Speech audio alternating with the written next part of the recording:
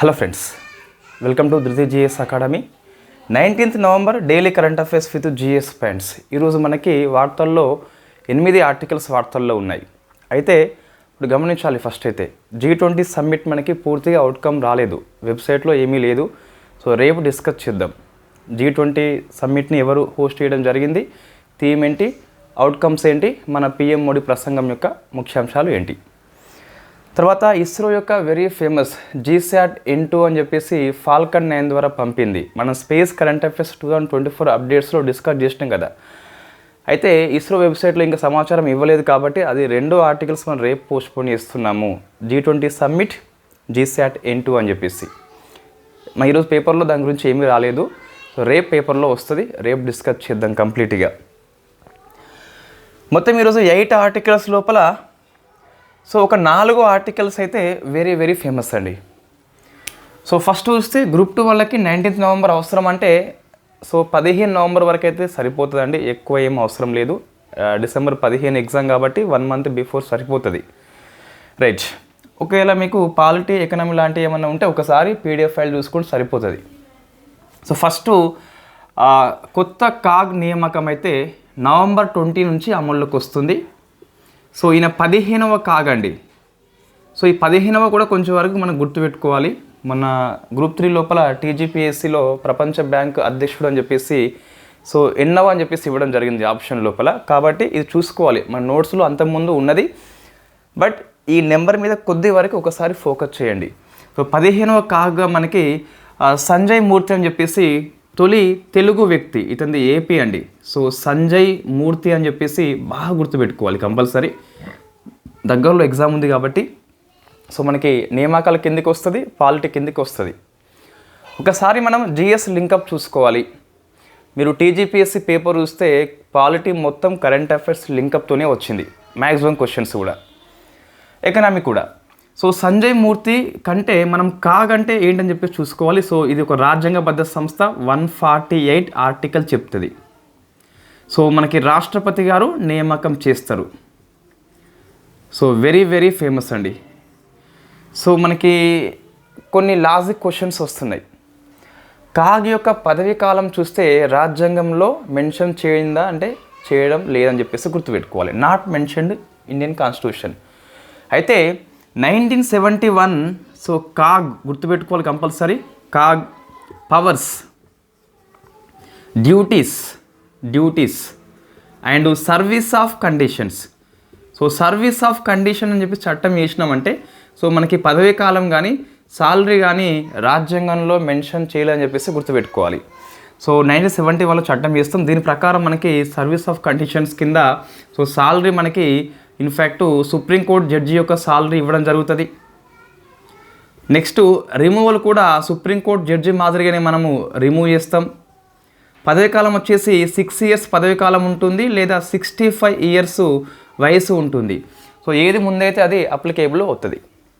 So ఏం గుర్తుపెట్టుకోవాలంటే term, ఈ పదవీకాలం మనకి రాజ్యాంగంలో నిర్దేశించలేదు. సర్వీస్ ఆఫ్ కండిషన్స్ 1971లో చట్టం చేయడం జరిగింది.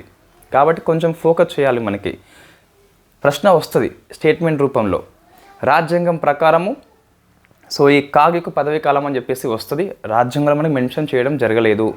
సో మీరు ఒకసారి చూడండి, 148, 149, 150, 151 ఈ 4 ఆర్టికల్స్లో మనకి కాగ్ గురించి ఉంటుంది. అందులో ఎక్కడ మనకు కనిపించదు. ఇంకో లాజిక్ క్వశ్చన్ వస్తుందండి కాగ్ విషయంలో. కాగ్ తన రిపోర్ట్ని సో రాష్ట్రపతికి మాత్రమే ఇస్తాడు, అట్లేం కాదు. సో రాష్ట్రపతితో పాటు స్టేట్ సంబంధించి గవర్నర్ కూడా ఇస్తాడు. సో రాష్ట్రపతి మరియు గవర్నర్స్కి వాళ్ళు ఆ సభ ముంగట సమర్పణ ఇస్తారు. ఇది మన కాగ్ గురించి అండి. అయితే పబ్లిక్ అకౌంట్స్ కమిటీకి మన కాగ్ వచ్చేసి ఫ్రెండ్ అండ్ ఫిలాసఫర్ మాదిరిగా పనిచేస్తాడు. వై? బికాస్ ఈ పబ్లిక్ అకౌంట్స్ కమిటీ అనేది కాగ్ నివేదికని రీడ్ చేస్తుంది. సో కాగ్ ఒక IAS ఆఫీసర్ కాబట్టి సో మనకి పబ్లిక్ అకౌంట్స్ కమిటీ లోపల అందరూ ఈ ఎంపీలే ఉంటారు కాబట్టి, మంత్రులు ఉండరు కాబట్టి సో ఎంపీలకి అంత అర్థం కాకపోవచ్చు అని చెప్పేసి ఈ కాగు తన రిపోర్ట్ని స్టడీ చేయడంలో హెల్ప్ చేస్తారు. కాబట్టి ఈ కాగ్ని ఫ్రెండ్ అండ్ ఫిలాసఫర్ అని చెప్పేసి పిలుస్తారు. ఇది మనకి కంప్లీట్గా కాగ్ గురించి అండి. మన GS పాయింట్ ఆఫ్ వ్యూలో వచ్చినప్పుడు కూడా మనం ఆన్సర్ అయితే చేయవచ్చు. కొన్నిసార్లు ప్రశ్న ఇలా వస్తుందంటే ఈ రీఅపాయింట్మెంట్ చేయవచ్చా లేదా పోస్ట్ రిటైర్మెంట్ జాబ్ ఉన్నదా అంటే కాక్కి అటువంటి అవకాశం లేదు. పునః నియామకం లేదు, విరమణ అనంతరము ఎటువంటి జాబ్స్ అయితే ఇవ్వడము లేదు. సో ఇది మనకి కాక్ కింద ఉన్నటువంటి ఆర్టికల్స్ అండి. సో సంజయ్ మూర్తి తెలుగు వ్యక్తి, ఏపీ వాళ్ళతో పాటు మనకు కూడా అవసరమే. సో నెక్స్ట్ చూస్తే ఇది ఎకనామిక్ కిందకి వస్తుందండి. సో G20 దేశాలు మనకి ఆల్రెడీ బ్రెజిల్లో మీటింగ్ పెట్టుకున్నారు కదా, అయితే జీడిపికి ర్యాంకింగ్ ఇవ్వడం జరిగింది. సో G20 కంట్రీస్ యొక్క జీడిపి ర్యాంకింగ్, అందులో first rank goes to India అండి. సో ఇండియా అని చెప్పి చూసుకోవాలి. 24 ఇయర్లో మనకి 7% జీడిపి గ్రోత్ అట. Second rank goes to Indonesia. So Germany చూస్తే అధ్వానంగా కేవలము 0% మాత్రమే డెవలప్మెంట్ అయింది జీడిపి విషయంలో. ఇండియా ఫస్ట్ ర్యాంక్ కాబట్టి కొంచెం మన దేశం కాబట్టి ఎక్కువ ఫోకస్ చేయాలి. G20 దేశాల లోపల GDP ranking, so first rank goes to India అని చెప్పి చూసుకోవాలి. Very very famous. నెక్స్ట్ మూడవదండి.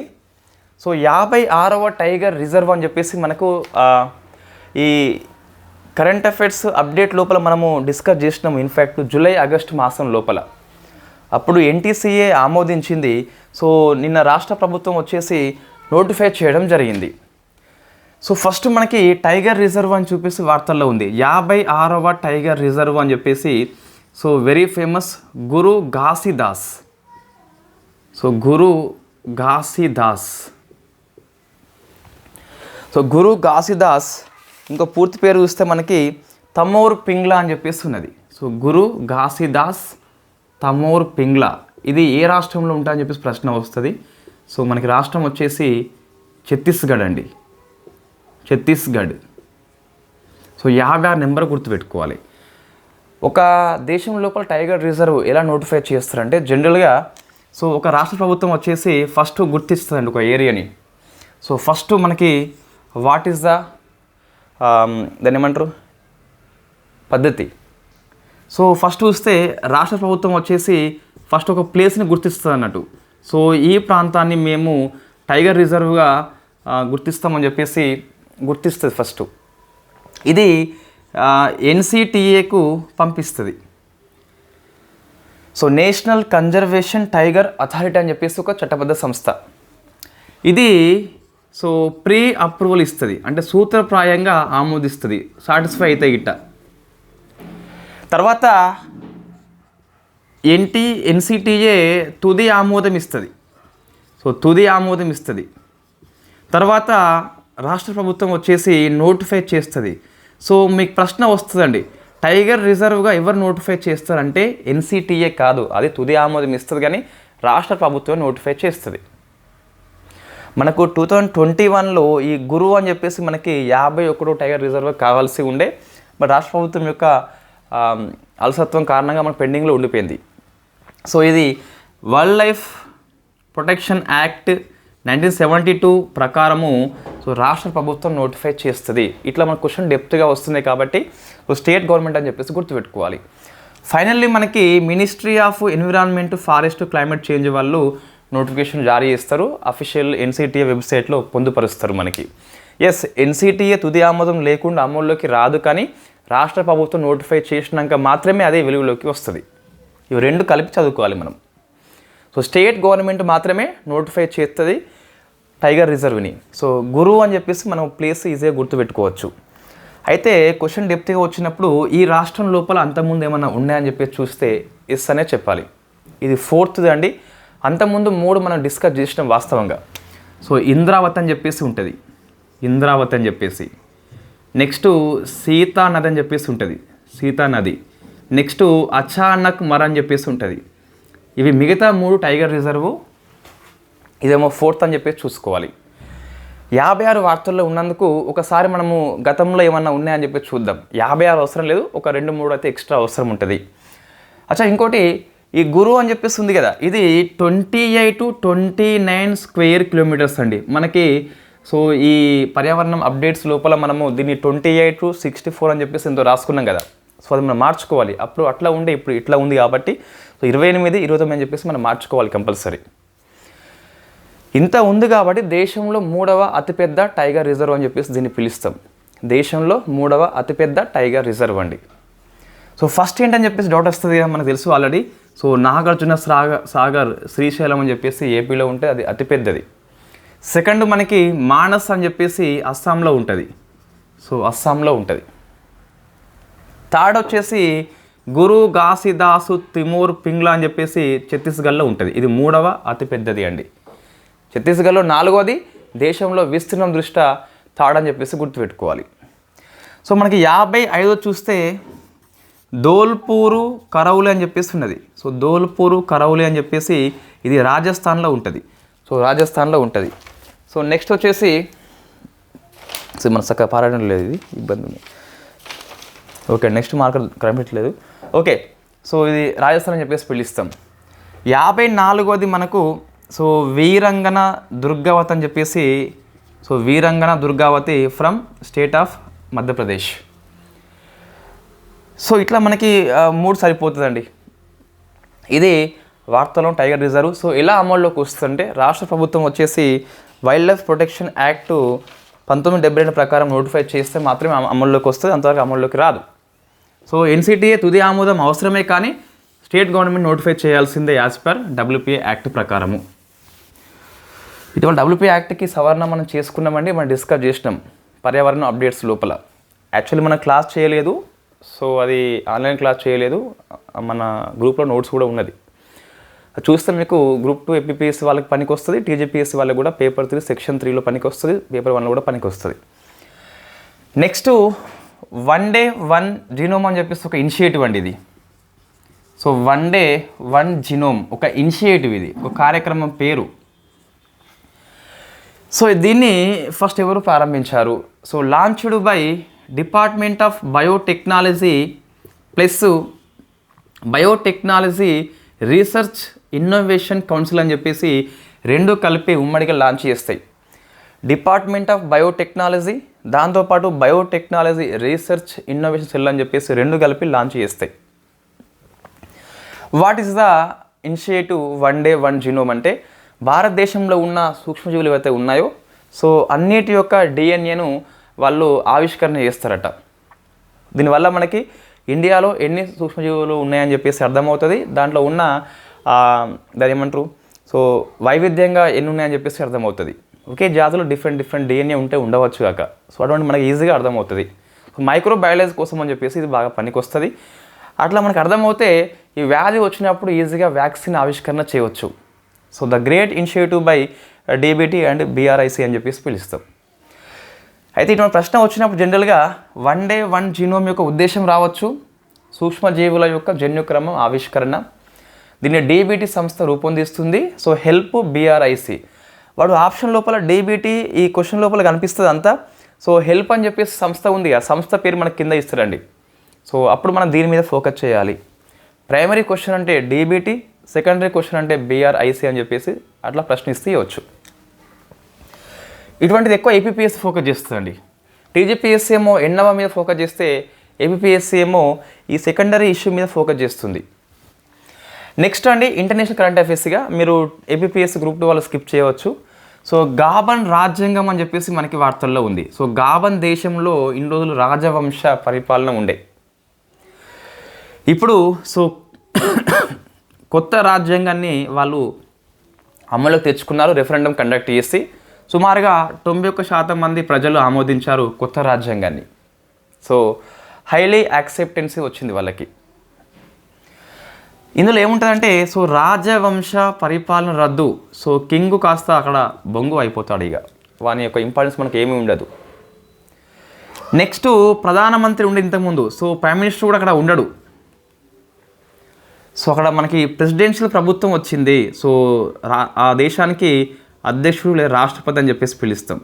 ఇతని పదవీకాలం చూస్తే మనకి 7 ఏళ్ళు ఉంటుందట. ఒక వ్యక్తి 2 సార్లు చేయవచ్చు అట. సో మన ప్రశ్న అనేది వస్తారా ఆ విషయం పక్కన పెడితే సో గాబన్ అని చెప్పేసి కొత్త రాజ్యాంగాన్ని ఆమోదించుకుందని చెప్పి గుర్తుపెట్టుకోవాలి. నెక్స్ట్ ఫేమస్ ఇండెక్స్ అంటే మనకి PIB సోర్స్లో వచ్చింది. సో GRAI 23rd అని చెప్పేసి సెకండ్ టైం ఇండెక్స్ని డిపార్ట్మెంట్ ఆఫ్ పబ్లిక్ గ్రీవెన్స్ వాళ్ళు ఇచ్చారు.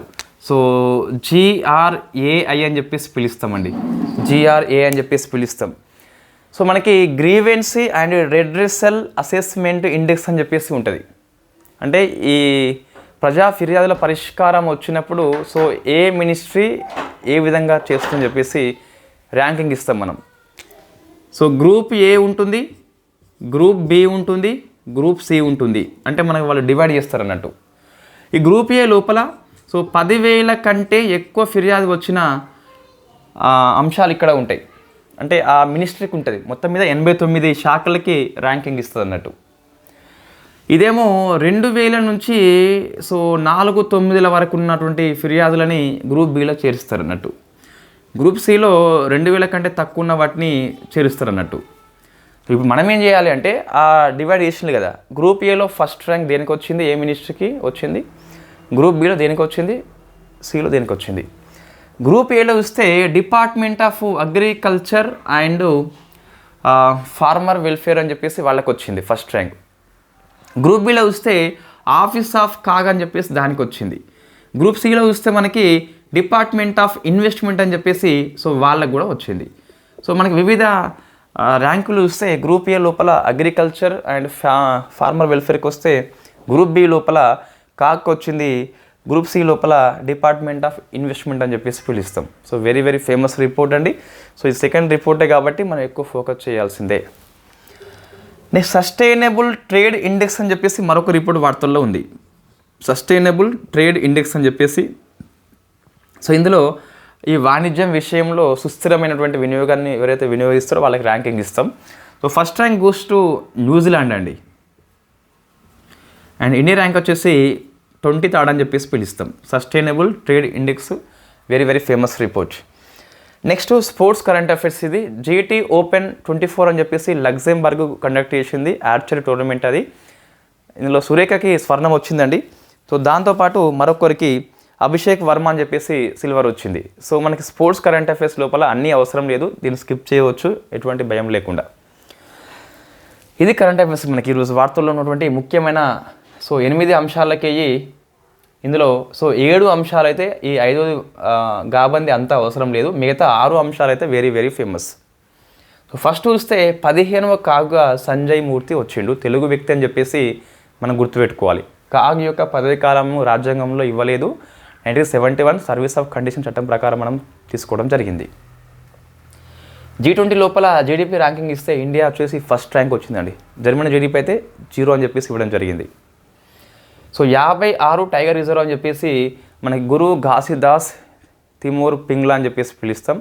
సో అది వెరీ ఫేమస్, మనం గుర్తుపెట్టుకోవాలి compulsory. So state government notify చేస్తుంది WPA యాక్ట్ ప్రకారము. One day one genome initiative launched by department of biotechnology research innovation council అని చెప్పేసి లాంచ్ చేసింది. సూక్ష్మజీవుల యొక్క జన్యుక్రమాన్ని ఆవిష్కరణ చేస్తారు.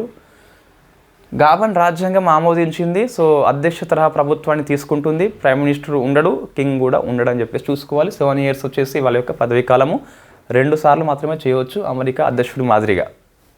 ఇంకోటి మనకి మార్నింగ్ క్లాస్లో November 6 నుంచి మనం క్లాస్ చేసినాం కదా, అందులో అమెరికా అధ్యక్షత అని చెప్పేసి ఒక పేజీ మనకి మిస్ అయింది, మనం స్కాన్ చేయలేదు, మీకు నియామకాల్లో కనిపిస్తుంది. నెక్స్ట్ సస్టైనబుల్ ట్రేడ్ ఇండెక్స్ అని చెప్పేసి one of the famous report. So New Zealand first rank, 23rd అని చెప్పేసి ఇండియా. సో ఇదేమో గ్రీవెన్సీ రెడ్రెసల్ అసెస్మెంట్ ఇండెక్స్ అని చెప్పేసి సో మొత్తం group A, group B, group C ఉంటుంది. సో గ్రూప్ ఏ లోపల ఎవరు వచ్చిండ్రు, అగ్రికల్చర్ మినిస్ట్రీ డిపార్ట్మెంట్ అని చెప్పేసి, గ్రూప్ బి లోపల ఆఫీస్ ఆఫ్ ది కాగా అని చెప్పేసి, గ్రూప్ సి లోపల డిపార్ట్మెంట్ ఆఫ్ ఇన్వెస్ట్మెంట్ అని చెప్పేసి వాళ్ళు రావడం జరిగింది. నెక్స్ట్ G2 ఓపెన్ లోపల అభిషేక్ వర్మ సిల్వర్ వస్తే మన జోస్ సురేఖ అని చెప్పేసి ఏపీ అమ్మాయి, ఆమెకేమో గోల్డ్ వచ్చిందండి. ఇది కరెంట్ అఫైర్స్. మనం ఈరోజు కరెంట్ అఫైర్స్ నుంచి కంపల్సరీ బోర్డే ఉపయోగిద్దాం. అంతకుముందు మాదిరిగానే GSని ఎక్కువ కవర్ చేస్తూ సో ముందుకు పోదాం కంపల్సరీ. సో ఇట్లనే కవర్ చేస్తే మీకు ఎక్కువ స్కోర్ చేసే అవకాశాలు ఉంటాయండి. చాలా పాలిటీ, చాలా ఎకనమీ, చాలా ఎకాలజీ, ఈ డిఫెన్స్ స్పేస్ అన్నీ కూడా కంప్లీట్ కరెంట్ అఫైర్స్లో ఏవైతే వార్తల్లో ఉంటున్నాయో 1.5 year 1 year నుంచి అవే మనకి ఎగ్జామ్లో వస్తున్నాయండి. చాలా వరకు అవే వస్తున్నాయి, నేరుగా రాకపోయినా. ఫర్ ఎగ్జాంపుల్ మనకి కాగు మనకి వార్తల్లో ఉంది కదా, సో ఈ మూర్తి పేరు ఇవ్వకుండా ఈ కాగు గురించి ప్రశ్న ఇస్తే ఇవ్వచ్చు. అట్లా మోస్ట్లీ చాలా క్వశ్చన్స్ కరెంట్ అఫైర్స్ కారణంగా వార్తల్లో ఉన్నందుకే జిఎస్ రూపంలో కావచ్చు, మీ పేపర్ 2 పేపర్ 3లో కావచ్చు ప్రశ్నలు అయితే రిఫ్లెక్ట్ అవుతున్నాయి. సో గమనించాలి వచ్చిన ట్రెండ్లో మార్పుని. So thank you very much అండి. నేను ఇండియా ఎకనామిక్ సర్వే వచ్చేసి కంపల్సరీ చేస్తానండి. సో మనం తెలంగాణ సర్వేని పూర్తి చేసుకున్నాం ఆల్రెడీ. తెలంగాణ కరెంట్ అఫైర్స్ లోపల ఏవో కొన్ని అంశాలు ఉన్నాయి చిన్న చిన్నవి, అవి కూడా కవర్ చేద్దాం. సో ఇది కంప్లీట్గా ఇండియా సర్వే పుస్తకం ఇది గవర్నమెంట్ ఇదే.